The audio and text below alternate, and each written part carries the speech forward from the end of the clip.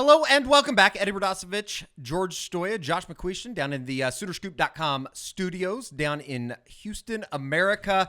The sun somewhat came up today as Oklahoma gets back onto the practice field. It is a Bedlam week, and it is a Monday. We'll hear from Brent Venables on Tuesday in Norman as they move forward. Maybe they'll throw the ball down the field a little bit more than they did on Saturday. It's supposed to be perfect weather, so no excuses, even though it wasn't a monsoon in Lawrence. We'll get to that later because we do have a recruiting report. Josh, you were all over the DFW area this past week. George and I took in Michael Boganowski's game on Friday night up in Junction City, and we'll get to that, and then a little bit of Grant Brick's news after he makes a trip to Lincoln. First things first, though, Josh, welcome in. I guess that's the first thing we should say. How are we doing? Guys, I mean, just like everybody, just had a great weekend. I'm sure all our listeners out there are really excited about life and not at all thinking in the past. They're just focused on Bedlam, I'm sure. I'm sure. It's going to be an interesting week with the storylines that are. I know that Mike Gundy's already kind of put the Bedlam, foot forward as far as his press conference today, talking a little bit about Trace Ford. We'll get into that stuff on Tuesday when we do a little bit of the practice report. We maybe can even throw it in here at the end of this one. But let's start with Ty Haywood. You went out and saw him, the Denton Ryan. I almost said Geyer. Denton Ryan, offensive tackle, 6'5", 280. We have the interview that you did with him on Thursday night, Josh, up on the SoonerScoop.com editorial page, and had a lot of positive things to say about Bill Beatonbow and his recruitment. Yeah, Ty is one of the guys, like I speak to Michael Fasusi a lot. I speak to people around Lamont Rogers a lot. Ty Haywood's one of the guys in that 2025 class that I haven't had as much connection with. This was kind of a big visit. I really wanted to talk with him for a while, and I wasn't sure how much he'd give me. I kind of thought maybe he would be kind of the quiet type, and that's not at all. I mean, you watch the video, like you said, on the Sooner Scoop editorial page. He was very open, very verbose in his feelings about Oklahoma. I just kind of asked him, how are things with you and Bill Beatonbow right now? And he goes, I could tell everybody, Bill Beatonbow's freaking awesome. And I kind of thought like, oh, he's just saying that. I literally went back and found him saying something almost exactly identical to a Texas reporter about 3 weeks ago, where he just talking about Beatonbow's awesome. So I guess that's just his line for Bill Beatonbow. But this is a guy that's a huge priority. Obviously, a skilled actor from the flop we're watching there. So great, that's incredible. That's just fantastic. But he is a guy that, and I talked about it in the live thread, and I try to update those as much as I can during the game. But you're shooting video. I mean, you guys know how it goes. You want to get the video and the pictures, and you'll worry about the rest later. But with Ty, there's so much movement going on. Like, he's doing almost more than he needs to. You're like, just settle down a little bit. Like, you don't have to be bounced. Like, he's almost doing like rope drills as he's doing his path set. And you're like, just let the feet calm down a little bit. Like, it's going to be all right. And, like you can see him there. He gets a little narrow in his run blocking and some of that stuff, but the guy's an outstanding athlete. I mean, you look at the frame, that's what you're wanting to see in an offensive tackle. So I can't imagine there's anything Oklahoma fans didn't like about that interview and what they're watching on tape. He's definitely got the size, Josh. You look at him, and he definitely looks like a guy that can play Power 5 football at tackle. Is that where they see him? I guess Bill and them, that I'm assuming he is a left or right tackle. Yeah, he's one of the guys. With a guy like Michael Fasusi, I think has the frame and kind of lower half. He could play guard if that's where you needed him, or that's where it seemed like he worked out best at. I think Ty is almost certainly a tackle. There's a few guys that I think are kind of tweeners, could go back and forth. Jalen Beckley is another one that I think could move around a little bit if need be. But I think he's almost certainly a tackle. And like I said, you just watch his movement skills. Again, even the athleticism for the flop is outstanding. I mean, like, he makes that look fair. That's amazing. Great dedication to that. Did he get the call, though, did he? The ref's really, man? Yeah, the ref's like, come on, big boy. Like, what are you doing here? But it is what I will say is I think He's going to need some time. Like, he's bigger than I thought he was going to be. I thought he would be like 260. He's probably more like 280, 285. Like, he's a little more developed. And you talk about him just being a junior, so there's time for him to continue to add weight. But, I mean, if he showed up and was, I wouldn't say he's going to be as broad as Caden Green is, but kind of a similar body type, although coming at it from very different directions, where Caden Green had to lose some weight going into college and Ty still got to add some on. But, I mean, look at those arms. Like, he's incredibly long, very difficult to get around. And, you know, Eddie, we talked last week when I went to Bridgeland and saw, you know, Ryan Foje and Jonte Newman.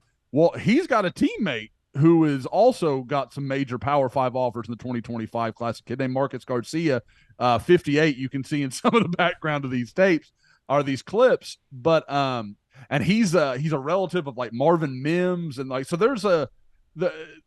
there is plenty to keep Oklahoma busy again in Denton after landing Peyton Bowen and Jackson Arnold just last year. Certainly seems like that's an area that Oklahoma's kind of refocused themselves on in the Denton area, as you said, with the guys in the hall that they brought in a year ago. Just as far as other schools that are going to be in play for Ty Haywood, I would imagine it's going to be the run-of-the-mill type teams that you usually expect for somebody of his stature in the recruiting world. Yeah, absolutely. I mean, and I've heard a lot of Alabama talk with him. I think that's one that's caught his eye early on. To the point that I've heard some people say maybe Alabama and Oklahoma are a little in front for him right now. And based on what he had to say about OU, I think that adds up. And with Alabama, it's kind of like Georgia. You just assume. Yeah. Like, yeah, if I hear it, it's probably correct because we know how that staff and that program recruits. So, you know, we'll see where it goes. I know I say that so often with these guys because it's so early and there's a lot of shifts and turns that are going to come. But I really like where Oklahoma is. Again, we talked about this last week, guys. That offensive tackle group, when you look at what Oklahoma returns, you look at what they've recruited, you know, and what they're likely to finish with here in the 2024 class, you've got to find two of these elite tackles in your class come signing day 2025. It just has to happen. There's no – you can't just keep putting pressure on the next year because there's a very real possibility that one of these guys could be asked to come in and play very early and play a big role. And that's appealing to a lot of these guys, I understand.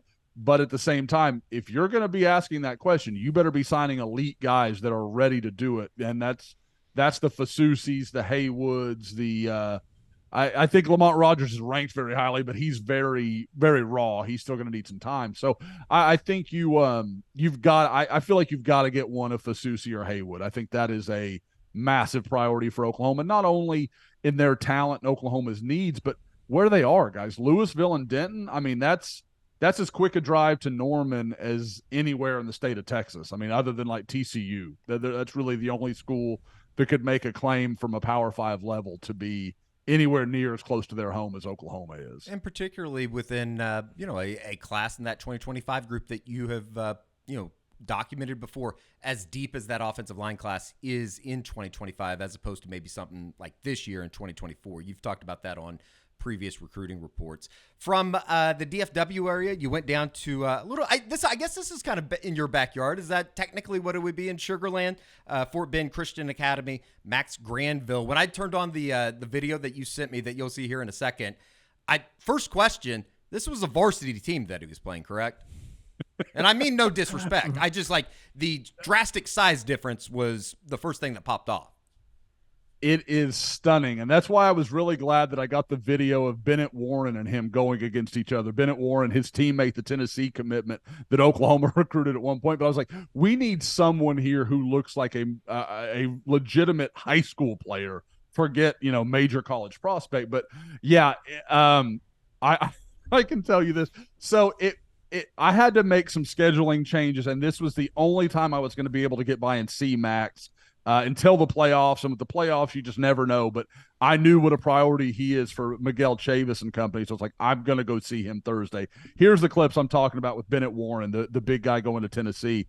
And Granville is so explosive, and that shows up, but he's also so good with his hands. Like you just see him disengage blockers over and over again.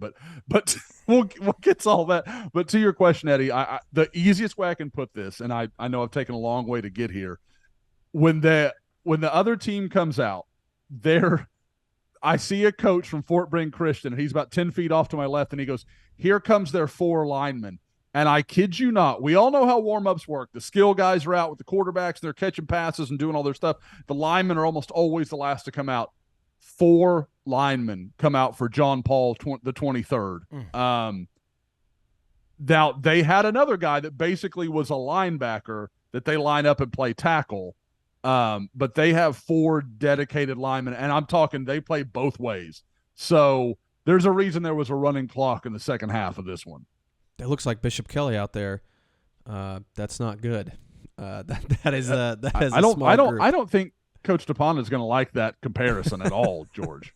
No. I mean, maybe I was talking about the other team. No, but Josh, do you have any comps for him? He looks like someone that still, wants to maybe put on some weight, but the frame seems to be there for an edge guy.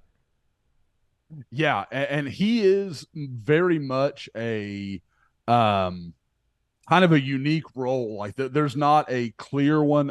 They've told him R. Mason Thomas is a guy they kind of, they liken him to a little bit because he's never going to be 265, 270 pounds.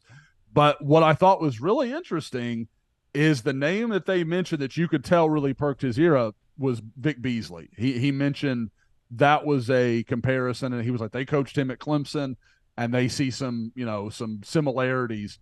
So I think that is something that he really likes. And again, Oklahoma's made him a priority. And I think you're seeing the evolution where we've watched Oklahoma focus on these big defensive ends and trying to rebuild that defensive line room. And now they're kind of going for the specialty pieces, a guy like Max Granville that's not clear, oh, he's this or oh, he's that, but he's just a really good pass rusher, and we can get a little bit more diverse in what we do to create some situations for him. For sure. And I'm sure that, the interview that you did with him after the game will be posted on the Sooner Scoop editorial page, Monday afternoon. I would imagine that Brent Venables and, that entire defensive recruiting staff or coaching staff has, as you said, made a point to make him a priority within this class. Who are some of the other schools that would be within the mix for Max Granville's services? I know Texas A&M has really he's been there several times. Obviously, sure. That area of Houston, kind of that western southwest corridor over in Houston, has been really good to A&M through the years. So I think that's one you have to watch. You wonder a little bit about Tennessee. Obviously, like I said, Bennett Warren, his teammate, already headed there.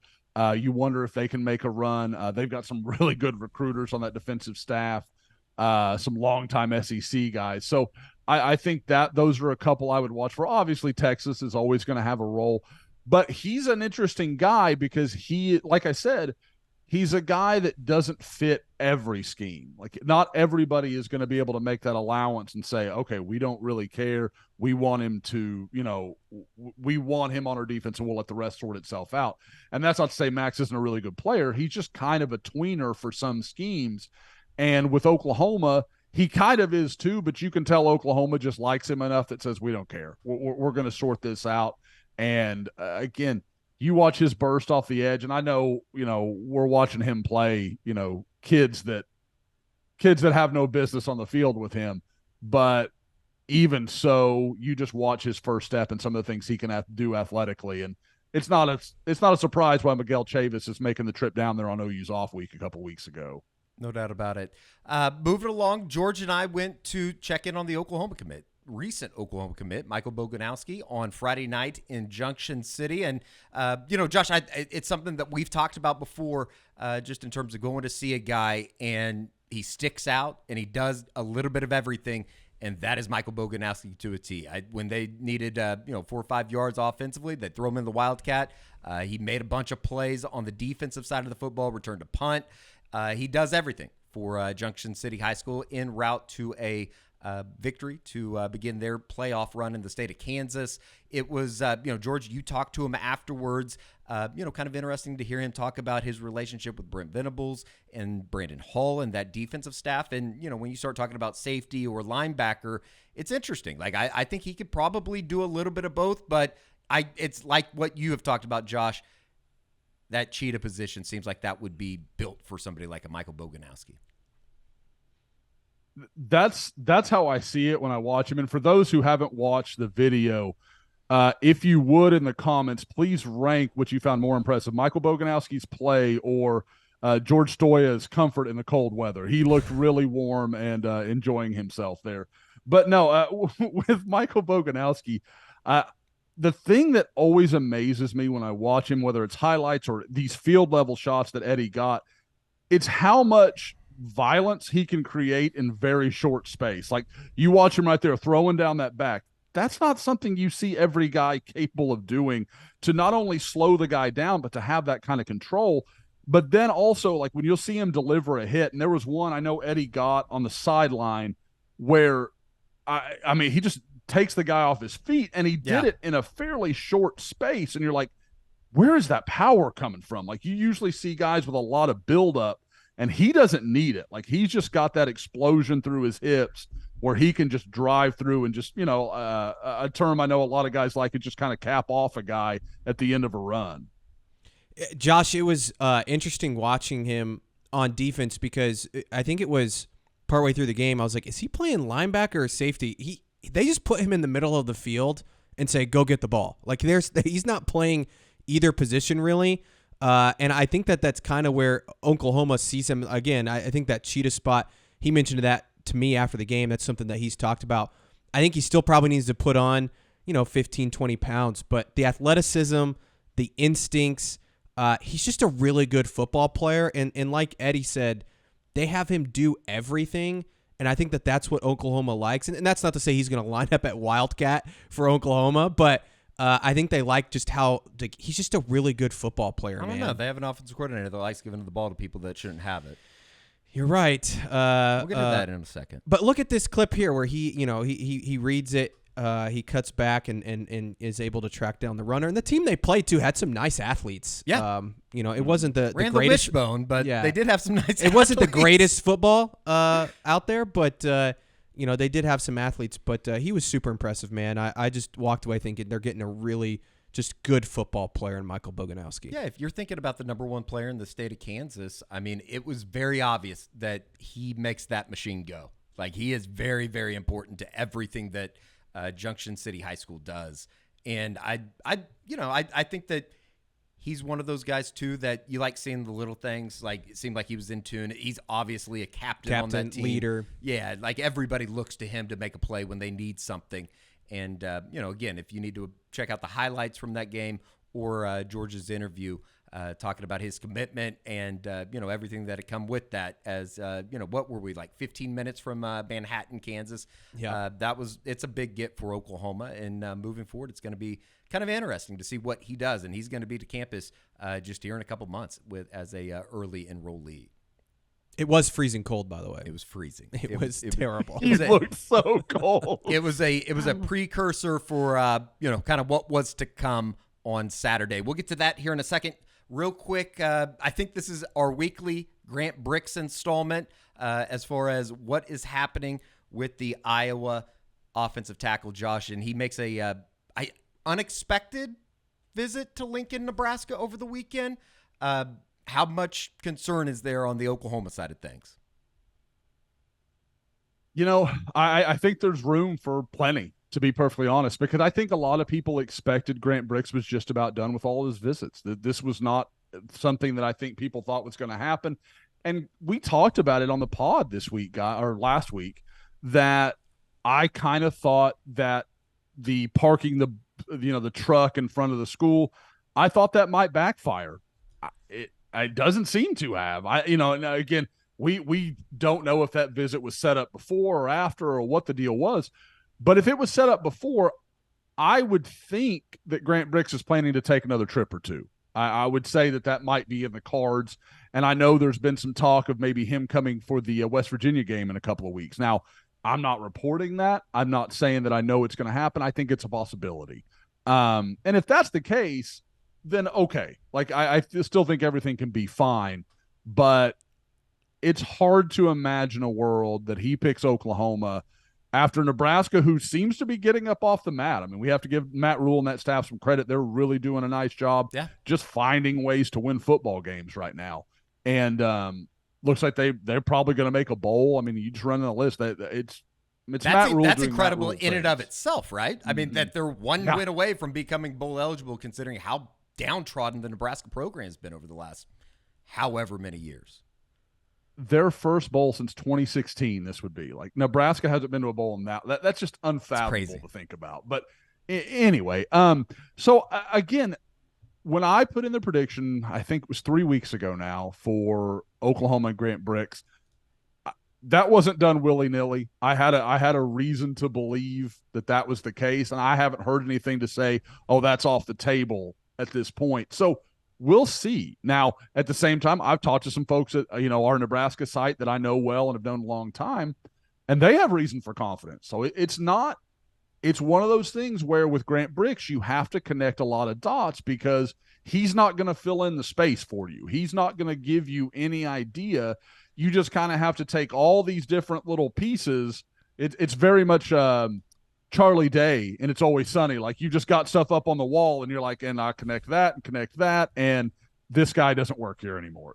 So that kind of deal, you just don't know what you want to do with it. And I think it's probably about a coin flip. I still do. That's a comeback from where I was a week ago. I thought Oklahoma had about locked this up, and frankly thought he would be committed. I kind of thought the truck, I had been hearing for a week that a decision was coming in the next 7 to 10 days. And if it did, then, you were going to have this situation where it's Oklahoma, and it matched up when Nebraska made their move.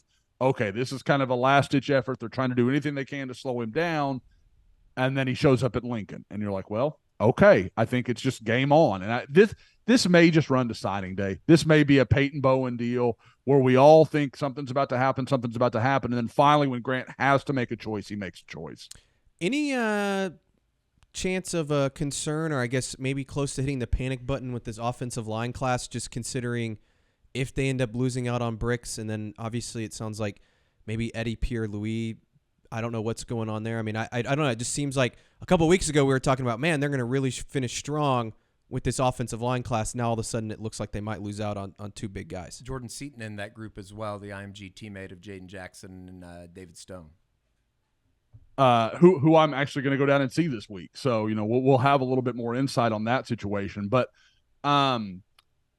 yeah, George, I mean, there has to be. And that's been this offensive line class almost the whole way. Like, I remember early on, you're thinking, okay, Oklahoma's going to get Casey Poe. They're going to get Grant Brix. Like, and everything looked really good. Like, okay, well, then that didn't happen. And then for a while, it looked like, oh, this class could be just an absolute tire fire.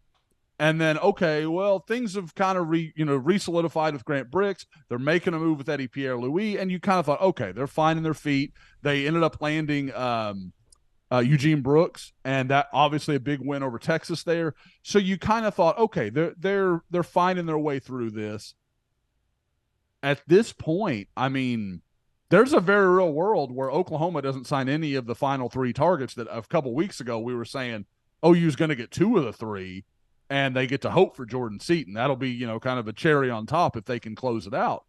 But if you go in with your 4 of Eugene Brooks, Isaiah Autry, Josh Iasosa, and I forget one of the 4 every single time I go through this list, and I can't believe it happens every stinking time. Who am I leaving out? Daniel Akinkumi. It's always my guy from England, who I should love due to our soccer fandom. But if that's your 4, that's not where it needs to be. It's just not. And I don't know how else to say that.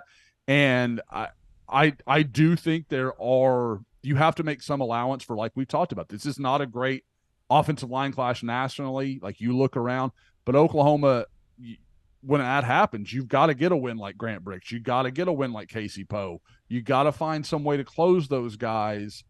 And Oklahoma just didn't do it. Now, 2025 can solve a lot of your problems, but you're now putting a lot of pressure on that class. Real quick, little off script, and I think it did get lost in the madness that was Saturday afternoon with everything that happened in Lawrence. But Oklahoma did get a commitment over the weekend, and it was expected. We talked about Reggie Powers making the unofficial visit a couple weeks ago down to Norman. He finally officially commits the four-star safety from Dayton, Ohio, Centerville High School.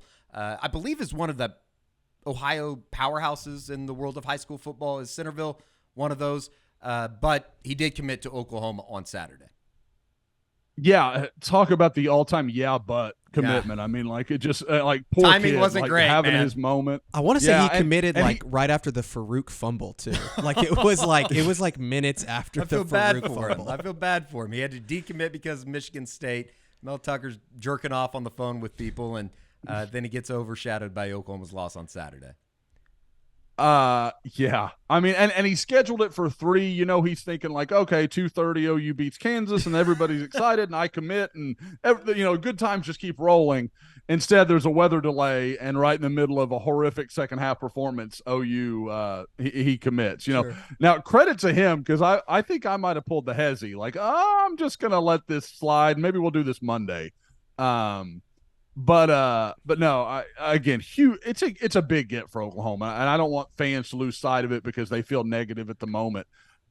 Reggie Powers, very, very capable two-way safety. You watch him come up, play, run. He's very physical. And guys, I think we talked about this last week, but he's one of these guys that we see more and more with Oklahoma's recruiting, in that he is a guy that. He's just a good football player. Like, yeah, he's got physical tools and he's big and he's fast, but you watch that kid trigger and watch the way he plays. That's a Kip Lewis kind of guy. That's that's the guys we're talking about where you're like, I don't know what else they need to do, but I watch that guy and all he does is make football plays. Peyton Bowen is another good example where Peyton Bowen may not be the prototypical safety everybody dreams of, but at 5'10", 185, but all that kid does is make football plays. And I think with Reggie Powers, he's a bigger kid. He is. But I just watch a guy that's constantly around the football. Like, doing our future Sooners, which I'm working on right now, he had his huddle highlights up. And, I mean, I think he had in their playoff game 7 tackles, 2 punt returns, a pass breakup. I think he forced a fumble. Like, he's just constantly around the football. And that was against a playoff team in Ohio. They're in their first round of the playoffs up there. So just a very instinctive and natural player that you think Brandon Hall is just, going to kind of take and run with. And Brandon Hall continues his hot streak. You guys see Michael Boganowski in the next weekend. He adds Reggie Powers to his room. No doubt. Oklahoma up to 27 commitments in the 2024 class and up to number 9 in the On3 team rankings. All right, that's going to do it for the recruiting side of this recruiting report. Josh, we've sounded off. I think it was an airing of grievances is the way that we termed it on Saturday after the game in Lawrence alongside Kerry Murdoch on the Eskridge Lexus postgame show. What a shit show. Like, truly, I don't know any other way to say it offensively. Let's start on that side of the football and for the product that Jeff Lebby threw out there on Saturday. Dumbfounding, befuddling, don't understand it. 2 plays, over 10 yards thrown down the field for Dylan Gabriel for the first 75 plays. I think this is going to be well documented going into Bedlam week. What the hell? I mean, are you as confused as we are in terms of after the pick 6, as you see right here to begin the game, it seemed like they took no shots downfield. I mean, it doesn't seem like it. They didn't take any shots downfield. And then, just the play calling in general was it's unacceptable. I think that's probably the final word on that. Guys, we all love to talk about Heisman moments. That's the anti-Heisman moment. I'm not talking about the pick 6. I'm talking about a game in which you clearly did not trust your senior quarterback who you have lauded praise on for months, and deservedly so. Like, I'm not shooting anybody down for their adoration for Dylan Gabriel. But 19 passes. Guys, Eddie, you were on the field. It didn't seem like it was a fun environment as far as weather goes. But we've seen Oklahoma throw for 300 yards in probably far worse weather than that. I've been in monsoons before during games. We've been in Morgantown, obviously a different play caller, but where it was literally snowing. It was bad, Josh. It didn't stop Jason Bean from throwing the ball 32 times. I don't understand what they were trying to do. And then the stuff that we talked about in the instant reaction on Soonerscoop.com's YouTube page. We talked about it on the Eskridge Lexus postgame show as well, George. The 3rd and 3, the stuff that they're trying to do with Gavin Freeman and the jet sweep. I understand trying to get him involved. It just, you're setting himself up for failure. You're setting up that speed for failure. He's one of the fastest players on the team. Let him run and go track down a ball. They just never took any opportunity or any chances to throw the ball down the field. And like you said, George, this isn't a true freshman. It's not like they had to run out Jackson Arnold. It's a 5th-year guy. It's a guy that has performed well in the 4th quarter. They basically hamstrung him. They took the ball away from him in what they were trying to do, and run the ball. And they ran for 269 yards. They did run the ball at times very well. Jalil Farouk should never have more carries than receptions. I just don't understand. And then with what Kansas was doing defensively and bringing the safeties down, what was the number that you said? 21 tackles for Kansas safeties, George? Yeah, I mean, they were daring OU to throw the ball down the field, and OU just didn't do it. And I get it. At times, it was raining really hard, but honestly, late in that game, it wasn't. No. And I don't know why they didn't try to throw the ball down the field. And it just feels like at times this offense gets really conservative. That they lose their aggressiveness. You look at games where they've had a chance to put teams away, and they find some momentum, and then they just disappear. You think back, obviously, the UCF game is a good example of that. Even going back to Texas, they were up 2 scores in that 3rd quarter, and they had the ball at midfield, and they went 3 and out. After the Peyton Bowen forced fumble on Quinn Ewers, it's those moments that this offense seems to just dissipate. And Josh, I guess my question for you is, as we watch this, I think some fans want to know: is this fixable? Is all this correctable? Is this something that they can look at this week and say, okay, guys, like, let's get back to the basics. Let's start, simplifying things and change things up. And not to say they're going to go out there and change their offense entirely, but are some of these mistakes, I guess, fixable in your opinion, Josh? I 100% think they are. And I want to say this from a schematic and execution standpoint. Absolutely, you can fix these problems. Now, guys, and you guys kind of talked about it or kind of went over it, but what was the game plan coming into this game? You look at Kansas's run defense. Like, you thought all day. I thought we were going to get a heavy dose of Tawi Walker and Gavin Sawchuk and all those guys. Like, that made all the sense in the world to me. And I know people will look back on it and kind of say, oh, yeah, that's what happened. It's not. The first 3 series of the game, Oklahoma kind of puttered around and was trying to be cute and doing all this other stuff. And then finally they're like, oh, we're bigger and better up front. Let's just run it right at them and hit them in the mouth. And from that point on, Oklahoma didn't really get stopped until Tawi Walker got hurt. And then that changed the whole game. Guys, I kind of hinted at this when I was on the postgame pod after UCF with you all. At some point, we have to look at the fact, and people can keep putting this on the O-line all they want. Tawi Walker averaged 6.3 yards per carry. Dylan Gabriel averaged 4.6 yards per carry. No one else other than Gavin Freeman on 1 carry averaged over 3.6. That's not the offensive line, guys. There's something happening there that is getting lost, and I don't know how to explain it. I don't know why guys aren't seeing it.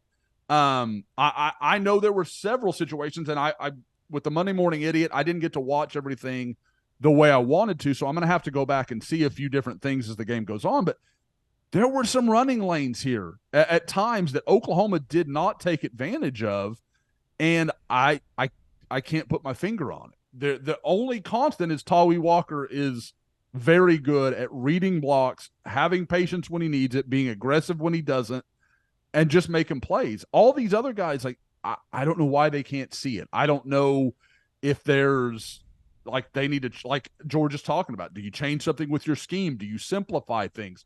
What is the issue? But I couldn't agree more in the fact that we heard last week, and I know Eddie and I did in particular, that, okay, they're putting some stuff in for Gavin Freeman and Jalil Farouk. And I'm like, okay, like you want to do something just to throw a curveball, put it on tape. Okay, I'm all right with that.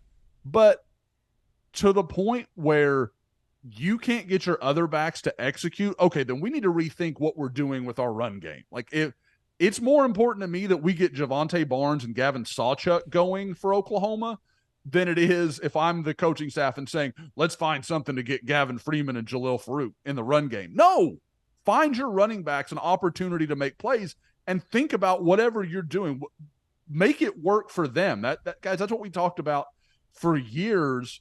And I know people will hate this, but we talked about this for years with Lincoln Riley. He was so good at, okay, this is the parts that I have. This is what I can operate with.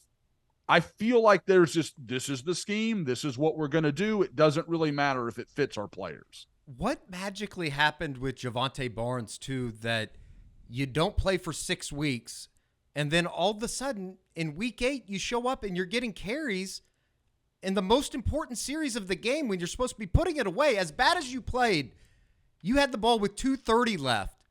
All you got to do is get 10 yards. If you want to be conservative, that's fine. How does Javonte Barnes the guy that's getting the ball? Guys, the last word was that they were hopeful he was going to be back at some point, right? But there wasn't any new update. Before the Central Florida game, I'm talking to people down on the field during pregame that they decided basically they're going to just redshirt him.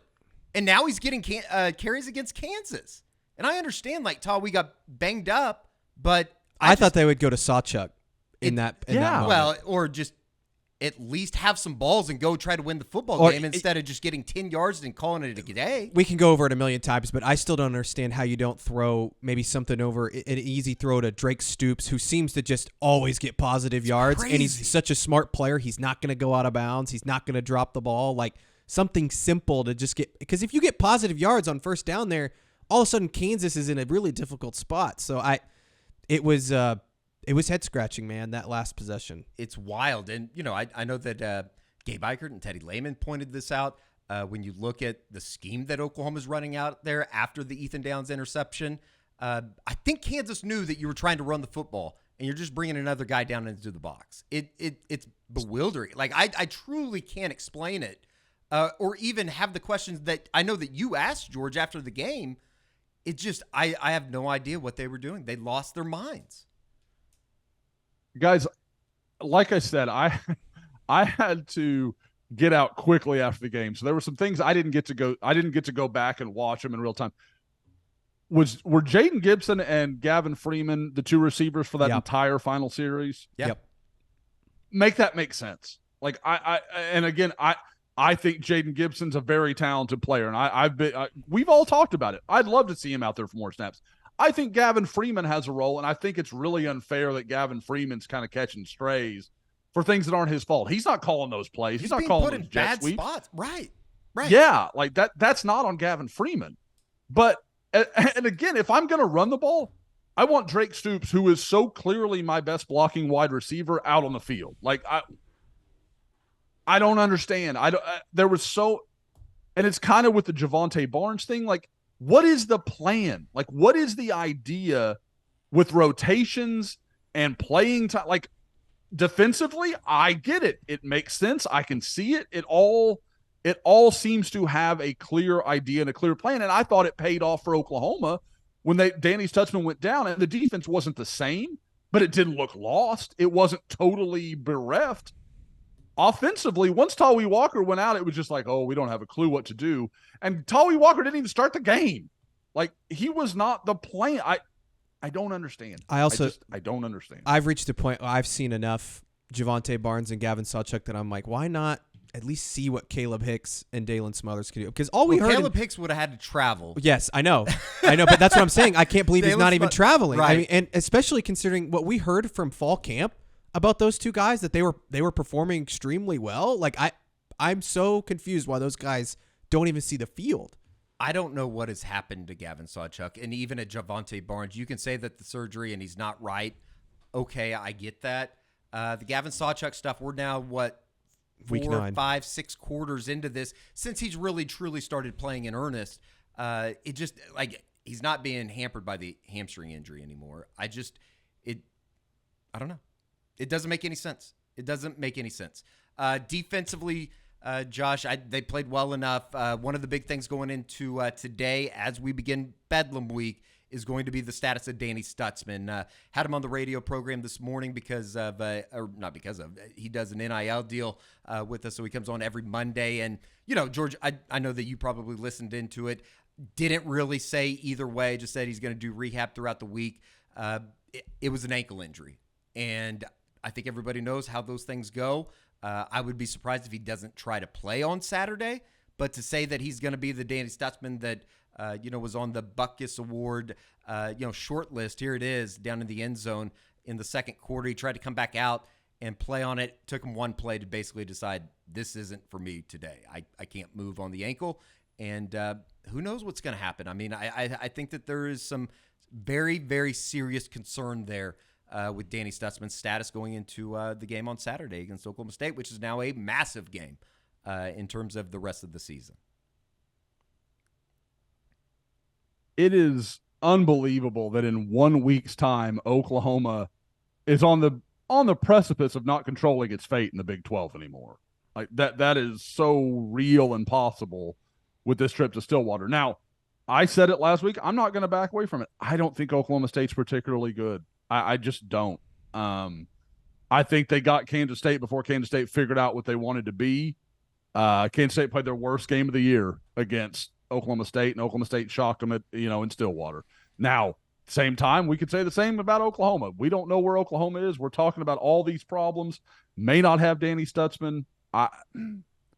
There are problems there to be seen, but I feel like this is a decent matchup for Oklahoma, and a big part of my belief was Oklahoma's defensive line's been really good, and Oklahoma State's offensive line I don't think is. I think Ollie Gordon's really good and can kind of make a lot of – kind of like the reverse of what we're talking about. They can make a lot of wrong things look right, and Oklahoma doesn't have that right now at running back. So even when they do have something good going up front, they don't – it's not popping for them. At the same time, guys, I don't know what you thought. That was the defensive line I was concerned in the preseason was going to be on the field. Like that, That's ineffective. They weren't able to get pressure. They weren't getting pushed. They got their ass kicked. By a sound but very uninspiring Kansas offensive line. There's no NFL guys on that Kansas offensive line. Yeah, I mean, I thought interior especially. We didn't hear about Isaiah Coe, Lualu, Terry, Jordan Kelly. You go down the line. None of those guys seem to make a big impact on the game. Ethan Downs didn't have his greatest game. He comes up with a huge play at the end, don't get me wrong, but it wasn't like he played particularly great. I thought Rondell Bothroyd maybe played the best of that group, but Trace Ford, had the bad moment on the Jason Bean touchdown run. I think that was maybe his assignment. We didn't even hear from our Mason Thomas, really, a guy that we thought was going to have a big breakout game. So they've got a lot to prove this week up front, and I think especially just this team in general, man. You go down the list, and I think Josh is right. OU is the better football team, I think, than Oklahoma State. I mean, I said this to Eddie before we got on here today, but you go down the list of position groups. I think running back's the only spot that I would take OSU over Oklahoma. And Oklahoma, this is a big mental game for them. What are they made of mentally to bounce back? Because they were pretty dejected, I would say, Eddie, after the game. And can they bounce back, not sulk in it, and fix some of these issues? And that's not just the players. I think a large part of the game is on the coaching. We already talked about the offense, but the defense too. It felt like they were out of position at times. You think back to the 4th and 6, Brent fell on the sword a little bit after the game, saying you should have called a timeout there. But they had some busted plays. So I don't know. I mean, I think it starts up front. The defensive line has to be better. And we've seen this defensive line be great. I mean, they were really good against the Texas offensive line that's been really good this season.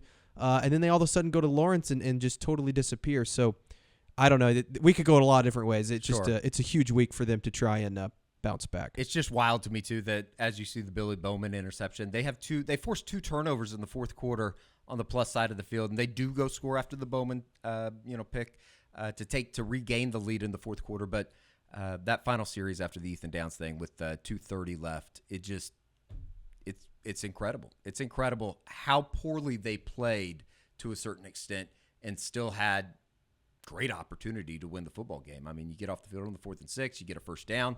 The list kind of goes on and on and on, that if you just do a couple little things, you probably are 8-0 right now, but that's not the fact. Oklahoma's 7-1 as they head into Bedlam week.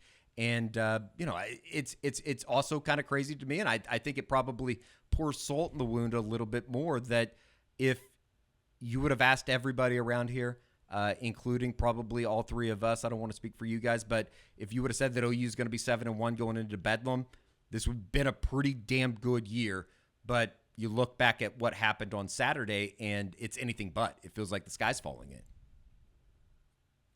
I posted something about this. I put up some thoughts kind of late Saturday night after the game, and it very much was like if I'd have told everybody you're 7-1 with a win over Texas and a memorable win over Texas that came in undefeated as well, I think everybody would have jumped at that. And we talked a few weeks ago, don't move the sticks. Like, this is still a team with flaws and there's problems, but kind of along the lines of what George is talking about with these being correctable, so much of the last 2 weeks is avoidable. Yeah. Like you look at, we talked at some about the success rate against UCF. So much of OU was just mental mistakes against UCF. And then against Kansas, you're watching things which you're just like, just get out of your own way here, guys. Like, this is not as hard as you're making it to be. And I think the toughest part for, obviously talking to a lot of fans on the board the last 48 hours is players make mistakes. Like Nick Anderson on the 4th down, that's a catastrophic mistake. Like that can't happen. The Jalil Farouk fumble, the, Marcus Stripling's fumble.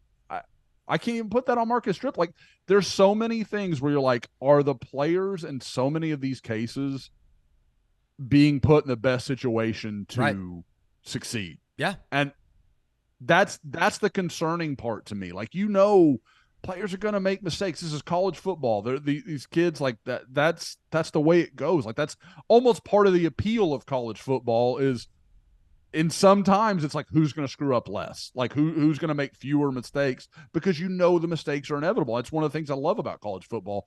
But you're watching things happen where you're like, this isn't – I won't say, like, players aren't a part of the problem, because there are player problems. But there's things where you're like, they should be improving on this. This should be better. This particular issue shouldn't keep popping up, and yet it does. And at some point, like, what does that say? What does that tell you about what's happening? Coaches didn't put them in spots. I mean, I'm not the brightest person in the world, but having a defensive end catch a kickoff, probably not your best decision there. And especially when as strong as the wind was, that they're not going to be able to kick it into the end zone.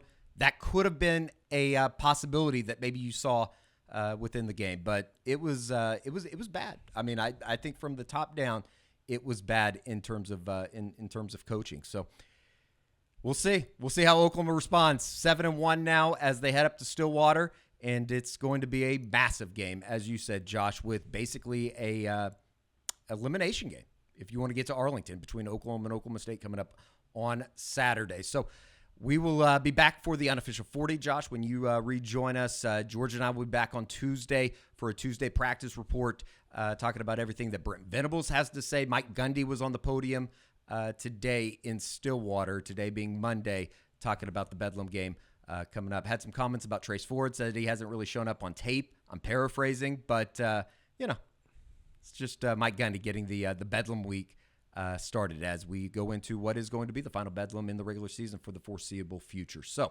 for Josh, for George, I'm Eddie, and make sure you're subscribed to the Soonerscoop.com YouTube channel. We'll have the Max Granville interview on the Soonerscoop.com editorial page, as well as the Ty Haywood one alongside Michael Boganowski that we talked about earlier in the show. We will talk to you on Tuesday.